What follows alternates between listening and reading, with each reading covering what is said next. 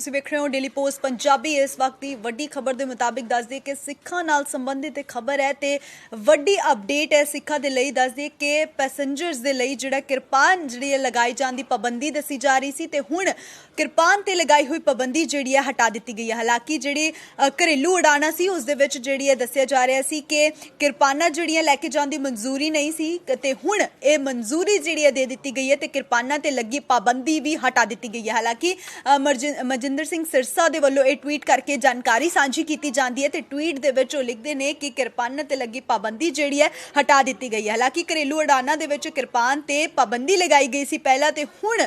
ਘਰੇਲੂ ਉਡਾਨਾਂ ਦੇ ਵਿੱਚ ਜਿਹੜੇ ਕਿਰਪਾਨ ਹੈ ਉਹ ਲੈ ਕੇ ਜਾਣ ਦੀ ਪਾਬੰਦੀ ਜਿਹੜੀ ਹੈ ਉਹ ਹਟਾ ਦਿੱਤੀ ਗਈ ਹੈ। ਦੱਸ ਦਈਏ ਕਿ ਸਿੱਖਾਂ ਦੇ ਲਈ ਇਹ ਵੱਡੀ ਬੇहद ਖੁਸ਼ੀ ਵਾਲੀ ਗੱਲ ਹੈ ਤੇ ਕੇਂਦਰ ਸਰਕਾਰ ਨੇ ਜਿਹੜਾ ਇਹ ਵੱਡਾ ਫੈਸਲਾ ਲਿੱਤਾ ਹੈ ਤੇ ਸਿੱਖਾਂ ਦੇ ਲਈ ਬੇहद ਵੱਡੀ ਖਬਰ ਹੈ ਤੇ ਘਰੇਲੂ ਉਡਾਨਾਂ ਦੇ ਲਈ ਜਿਹੜੀ ਦਿੱਤੀ ਗਈ ਇਜਾਜ਼ਤ ਜਿਹੜੀ ਹੈ ਮਿਲ ਚੁੱਕੀ ਹੈ। ਦੱਸ ਦਈਏ ਕਿ ਮੁਸਾਫਿਰ ਅਤੇ ਕਰਮਚਾਰੀ ਜਿਹੜੇ ਨੇ ਉਹ ਆਪਣੇ ਤਨ ਦੇ ਉੱਤੇ ਜਿਹੜਾ ਦੇਹ ਦੇ ਉੱਤੇ ਜਿਹੜਾ ਕਿਰਪਾਨ ਹੁਣ ਪਾ ਕੇ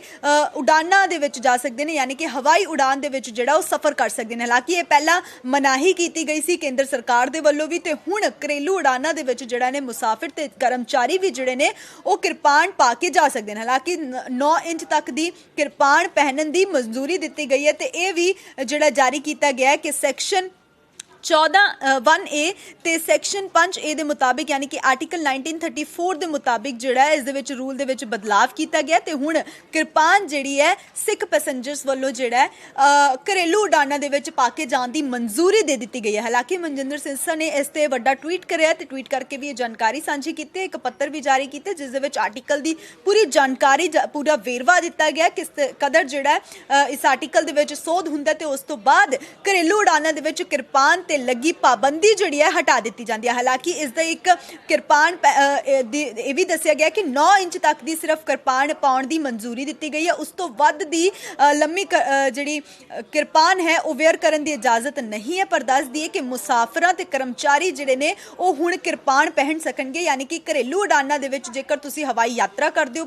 ਪੂਰੇ ਭਾਰਤ ਭਰ ਦੇ ਵਿੱਚ ਤਾਂ ਤੁਹਾਨੂੰ ਜਿਹੜਾ ਹੈ ਸਿੱਖਾਂ ਦੇ ਲਈ ਇਹ ਵੱਡੀ ਖਬਰ ਹੈ ਤੇ ਕਿਰਪਾਨ ਤੇ ਲੱਗੀ ਪਾਬੰਦੀ ਹਟਾ ਦਿੱਤੀ ਗਈ ਹੈ ਤੇ ਕੇਂਦਰ ਸਰਕਾਰ ਦਾ ਇਹ ਵੱਡਾ ਫੈਸਲਾ ਲਿਆ ਗਿਆ। ਹਾਲਾਂਕਿ ਪਹਿਲਾਂ ਇਹ ਮਨਜ਼ੂਰੀ ਨਹੀਂ ਸੀ ਦਿੱਤੀ ਜਾਂਦੀ, ਇਸ ਉੱਤੇ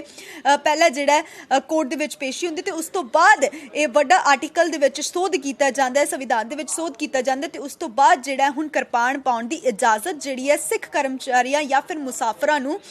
ਪਹਿਨਣ ਦੀ ਇਜਾਜ਼ਤ ਜਿਹੜੀ ਹੈ ਦੇ ਦਿੱਤੀ ਗਈ ਹੈ। ਹਾਲਾਂਕਿ ਮਨਜਿੰਦਰ ਸਿਰਸਾ ਦੇ ਵੱਲੋਂ ਵੀ ਟਵੀਟ ਕਰਕੇ ਇਸ ਬਾਬਤ ਜਾਣਕਾਰੀ ਸਾਂਝੀ ਕੀਤੀ ਜਾਂਦੀ ਹੈ। ਦੱਸ ਦਈਏ ਇੱਕ ਵਾਰ ਫਿਰ ਤੋਂ ਕਿ article 1(a) section 5(a) article 1934 ਦੇ ਮੁਤਾਬਿਕ ਜਿਹੜਾ ਇਸ ਦੇ ਵਿੱਚ ਰੂਲ ਦੇ ਵਿੱਚ ਜਿਹੜਾ ਸੋਧ ਕੀਤਾ ਜਾਂਦਾ ਤੇ ਇਹ ਵੱਡਾ ਖੁਸ਼ੀ ਦੀ ਖਬਰ ਜਿਹੜੀ ਹੈ ਸਾਰੇ ਸਿੱਖ ਭਾਈਚਾਰਿਆਂ ਦੇ ਲਈ, ਸਿੱਖ ਕੌਮ ਦੇ ਲਈ ਸਾਹਮਣੇ ਆਉਂਦੇ ਤੇ ਕਿਰਪਾਨ ਤੇ ਲੱਗੀ ਹੋਈ ਪਾਬੰਦੀ ਜਿਹੜੀ ਹੈ ਹਟਾ ਦਿੱਤੀ ਗਈ ਹੈ। ਹਾਲਾਂਕਿ ਘਰੇਲੂ ਉਡਾਨਾਂ ਦੇ ਵਿੱਚ ਇਹ ਪਹਿਲਾਂ ਪਹਿਨਣ ਦੀ ਇਜਾਜ਼ਤ ਨਹੀਂ ਸੀ ਦਿੱਤੀ ਜਾਂਦੀ ਪਰ ਹੁਣ ਕਿਰਪਾਨ ਪਹਿਨਣ ਦੀ ਇਜਾਜ਼ਤ ਜਿਹੜੀ ਹੈ ਦੇ ਦਿੱਤੀ ਗਈ ਹੈ, ਯਾਨੀ ਕਿ ਤੁਸੀਂ 9 ਇੰਚ ਤੱਕ ਦੀ ਕਿਰਪਾਨ ਜਿਹੜੀ ਹੈ